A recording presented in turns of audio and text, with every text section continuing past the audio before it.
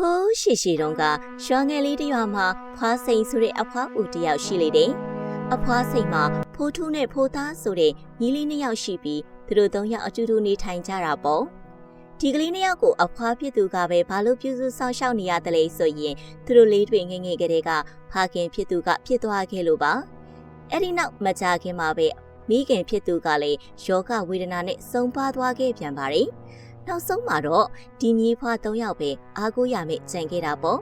့အဖွားစိန်ဟာသူမြေးလေးတွေကိုအင်မတန်ချစ်ရှာပါတယ်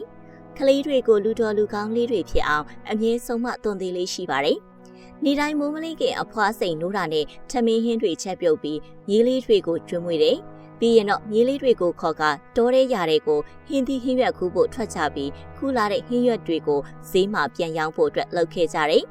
ကလေးနှစ်ယောက်မှာမိဘတွေမရှိတော့ပေမဲ့သူတို့ဟာအဖွားကိုအင်မတန်ချစ်ကြတယ်လို့အဖွားရဲ့ဆုံးမစကားတွေကိုလည်းမြေဝဲမကျနားထောင်ချပါတယ်။အဖွားစိတ်ချမ်းသာအောင်ရာတော်ထဲမှာဟင်းရွက်ခူတာအလုတ်ခုလုတ်တာတွေကိုနေတိုင်းပျော်ပျော်ရွှင်ရွှင်လုပ်ပေးလိမ့်ရှိကြပါတယ်။တဏီကုံရထဲမှာအလုတ်လုပ်ပြီးနေဝင်ရီယိုးအချိန်ရောက်ပြီဆိုရင်တော့မြေဖွား၃ယောက်အိမ်ကိုပြန်ကြရတယ်။အိမ်ရောက်ကြတဲ့အဖွားကထမင်းဟင်းချက်မနေ့ဖြန်ဈေးရောက်ဖို့ဟင်းရွက်တွေကိုစနစ်တကျရွေးချယ်ပြီးပြင်ဆင်ကြတာပေါ့ကွယ်။အဲ့ဒီအချိန်မှာမြေးလေးနှစ်ယောက်ကလည်းတယောက်နဲ့တယောက်ကြည်စဲစော်ကစားရင်ပျော်နေကြပါတယ်။ထမင်းစားတော့ပြီးရင်တော့အားလုံးတူတူအိပ်ဆက်ကြပါတယ်။မနက်လင်းတာနဲ့အဖွားနဲ့မြေးနှစ်ယောက်ဟာဈေးကိုထမ်းသွားပြီးထွက်ကြတော့တာပါပဲ။ဈေးရောက်ရင်ကလေးနှစ်ယောက်ကလမ်းသွားလမ်းလာတွေကိုသူတို့ရဲ့ဟင်းရွက်လေးတွေဝယ်ကြဖို့အတန်ဆာဆာလေးတွေနဲ့ဝိုင်းကူခေါ်ပေးကြတယ်။ဈေးရောက်လို့ကုန်ပြီဆိုရင်တော့အဖွားစိန်ကသူမီးလေးတွေအတွက်အဝတ်အစားအသစ်လေးတွေနဲ့ကစားစရာလေးတွေဝယ်ပေးလေးရှိပါတယ်။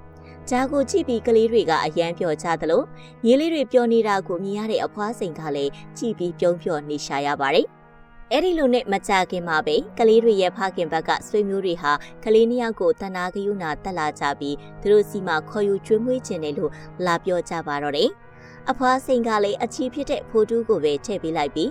အငယ်ကောင်ဖိုးသားကိုတော့သူကိုယ်တိုင်ပဲဆက်လက်ဆောင်ရှောက်မယ်လို့ဆုံးဖြတ်ခဲ့ပါတယ်။အဖွားဟာမြေးနှစ်ယောက်ကိုရင်ဝင်မချပြုစုခြင်းပေမဲ့လည်းခမီးခမတ်တော်ဆက်သူတွေကလည်းသူတို့မြေးအရင်တွေဖြစ်ကြောင်းအတင်းအကျပ်တောင်းဆိုလာတာကြောင့်မလွဲမရှောင်သာပဲခွင့်ပြုလိုက်ရတာပေါ့။အဲဒီနေ့ကတော့အားလုံးဟာမျက်ရည်ဆက်လက်နဲ့ဝမ်းနဲ့ပန်းနဲ့ခွဲခွာခဲ့ကြရရှာပါတယ်။ဖိုးထူးနဲ့ခွဲခွာလိုက်ရတဲ့နေ့ကစပြီးအဖွားစိတ်နဲ့ဖိုးသားတို့ညီဖွားနှစ်ယောက်လည်းကြံရစ်ခဲ့ပါတယ်။ဖိုးထူးကိုဘလောက်ပဲလွမ်းနေပါစီအောင်တော့ဘဝကိုဆက်လက်ရုန်းကန်နေကြရတာပေါ့။အဖွားစိန်ဟာအနားမှာရှိနေတဲ့ဖိုးသားလေးကိုပို့ပြီးတော့တောင်ဂယူးတဆိုင်နဲ့ချစ်ခင်ယူရပေးရှာတယ်။မြေးလေးကိုလူကောင်းတစ်ယောက်ဖြစ်လာဖို့အမြဲဆုံးမသွန်သင်ပေးတယ်လို့မြေးလေးပါဖြစ်ချင်လဲဆိုတာကိုလည်းအမြဲဖြည့်ဆည်းပေးခဲ့ပါတယ်။ဖိုးသားလေးနေမကောင်းဖြစ်တဲ့အခါမျိုးမှာလည်းအဖွားဟာဘေးနာကမခွာပဲဂယူးတဆိုင်နဲ့ပြုစုဆောင်ရှောက်ပေးခဲ့တယ်။အချိန်တွေကတရွေ့ရွေ့ကုန်ဆုံးလာတာနဲ့အမျှတစ်ချိန်ကကလေးဘဝဖိုးသားလေးဟာအခုဆိုရင်လူပြိုကြီးရွယ်ကိုရောက်ရှိလာခဲ့ပါပြီ။အဖွားစိန်ကတော့အသက်အရွယ်ကြီးရင်လာပြီးဇရာချောင်းလာတာကြောင့်လမ်းတော့မလျှောက်နိုင်ရှာတော့ပါဘူး။အဖွားအိုကြီးလည်းမလျှောက်နိုင်ပဲနာမကျန်ဖြစ်နေချိန်မှာတော့ဖိုးသားကပဲအနားမှနေပြီးအမြဲပြုစုပေးပါတယ်။ထမင်းကျွေးရေတိုက်တာကအစအကုန်လုပ်ပေးတာပေါ့။အဖွားကိုထမင်းကျွေးပြီးတာနဲ့ဖိုးသားဟာအလုပ်ဆင်းမှုအတွက်ချက်ချင်းပြင်ဆင်ရပါတယ်။အခုဆိုရင်သူဟာပယံလက်သမားအလုပ်ကိုလုပ်ကိုင်နေပြီးအခြားရွာကတကြီးအိမ်ကိုကန်ထရိုက်စနစ်နဲ့စောက်ပြီးနေရတယ်။သူတယောက်တည်းအပိမှန်ခံပြီးကန်ထရိုက်ယူလို့ရတဲ့အကြောင်းရင်းကတော့တခြားလူတွေကိုခေါ်ခိုင်းရင်ရတဲ့ပတ်စံကနေသွားမှာမို့လို့ပါပဲ။တကြီးအိမ်ကလည်းဖိုးသားအေးအေးဆေးဆေးပဲစောင့်နေတာကိုဘာမှကန့်ကွက်တာမရှိပါဘူး။အိမ်ဆောက်တာကိုအလင်းစလို့လည်းမလုပ်ခိုင်းတယ်လို့ဖိုးသားကတယောက်တည်းကန်ထရိုက်ယူပြီးတပြေးပြေးချင်းလှုပ်သွားမယ်ဆိုရင်လေတကြီးကဘာမှမပြောပါဘူး။ဒါပြင်တကြီးအိမ်မှာလာလို့ရတာကဖိုးသားအတွက်ကံကောင်းတာတခုရှိသေးတယ်။အဲ့ဒါကတော့တကြီးအိမ်ကနေတိုင်းထမင်းတက်နက်ကျွေးတာပါပဲ။ဖိုးသားဒီအိမ်မှာအလုဆလုပ်ကလေးကသူတရီထားမိတာတခုကတကြီးအိမ်ကထမင်းဟင်းလက်ရတွေကအင်မတန်ကောင်းပြီးထူးထူးခြားခြားကိုအရသာရှိနေတာပဲ။ဘာလို့ဒီလောက်တောင်အရသာရှိနေတာလဲဆိုတာကိုသူအမြဲတမ်းထူးဆန်းနေခဲ့တာပေါ့။အဲ့ဒီလိုနဲ့တနေ့မှတော့ဖိုးသားအလုံနာပြီးအပန်းဖြစ်နေတော့မှပဲဟင်းတွေဘာကြောင့်ဒီလောက်အရသာရှိနေတယ်လဲဆိုတဲ့အဖြစ်ကိုသူသိလိုက်ရပါတော့တယ်။တကယ်တော့တကြီးအိမ်မှာအင်မတန်ချုံမောလှပတဲ့မိန်းကလေးတစ်ယောက်ရှိပြီးသူကပဲဟင်းတွေကိုချက်ပြုတ်ပေးနေတာဖြစ်ပါတယ်။သူ့နာမည်ကနှင်းနူးလို့ခေါ်ပြီးတကြီးရဲ့သမီးအရင်လေးပေါ့။ နင်းနူးဟာသူ့ဖေအိမ်မှာလာလုံနေတဲ့အလုသမားဖြစ်သူဖိုးသားအတွက်နေ့တိုင်းဟင်းတွေကိုကိုယ်တိုင်ချက်ပေးနေတာပါ။အရင်ရက်တွေတုန်းကတော့ဖိုးသားဟာနင်းနူးနဲ့စကားမပြောဖြစ်ခဲ့တယ်လို့လူချင်းလည်းမစုံခဲ့ပါဘူး။ဘာလို့လဲဆိုတော့အိမ်ဖော်တွေကပဲထမင်းလာဖို့ပေးလေးရှိလို့ပါ။ဒါပေမဲ့ဒီနေ့မှတော့အိမ်ဖော်တွေအိမ်မှာမရှိတာကြောင့်နင်းနူးကိုယ်တိုင်ပဲဖိုးသားအတွက်ထမင်းဟင်းတွေကိုလာဖို့ပေးပါတော့တယ်။ဖိုးသားဟာနင်းနူးရဲ့ရုပ်ရည်လေးကိုအပြစ်မှအနီးကပ်မြင်လိုက်ရတဲ့အခါမှာတော့တခါမှမမြင်ဘူးတဲ့အလားအပမျိုးမို့ချက်ချင်းပဲဆွဲလန်းနှစ်သက်သွားပါတော့တယ်။အဲဒီနောက်မှာတော့လူငယ်တယောက်ဟာရှက်ကူးရှက်ကန်နဲ့စကားလေးနှစ်ခွန်းသုံးခွန်းစဖြောပြစ်ကြတာပေါ့။အခုဟင်းတွေကစားလို့ကောင်းရဲ့လားယင်။တာယာချိုအေးတဲ့အတန်းနဲ့နှင်းနူးကမေးလိုက်ပါတယ်။အရန်ကောင်းတော့ပေါ့ညီမရဲ့ဒီလိုလက်ရမျိုးကိုနေတိုင်းစားခြင်းလိုက်တာကိုနေတိုင်းချက်ကျွေးလို့ရှာမလား။အိုးအခုကလည်းဘာရီပြောနေတာလဲ။အကူကဒီမှာအိမ်ဆောက်ဖို့လာပေါင်းများစွာကြာအောင်မှာဆိုတော့နေတိုင်းစားရမှာပေါ့ဒါနဲ့အခုနာမည်ကဘာလဲရင်ညီမနာမည်ကတော့နှင်းနူးပါကိုကဖိုးတာပါဒါမှမဟုတ်အကူတာလို့ပဲခေါ်ရပါတယ်နော်တွေ့ရတာဝမ်းသာပါတယ်နှင်းနူး